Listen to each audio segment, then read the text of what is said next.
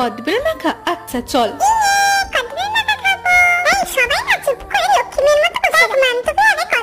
বল তো দেখি, কদবেল মাখা করতে প্রথমে কি লাগে? আরে বোকা, প্রথমেই তো লাগে একটা কদবেল। আরে দাঁড়া দাঁড়া, মাত্র 2 মিনিট, দেখ না এক্ষুনি হয়ে যাবে। বেলটা বের করে নিয়ে পরিমাণ মতো নুন আর পরিমাণ মতো চিনি দিয়ে ভালো করে মাখিয়ে নিচ্ছি।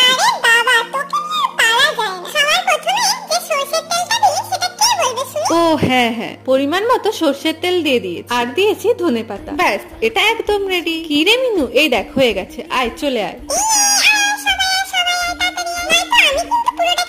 নে তো, এবার খেয়ে করে বল সবাইকে কেমন হয়েছে খেতে।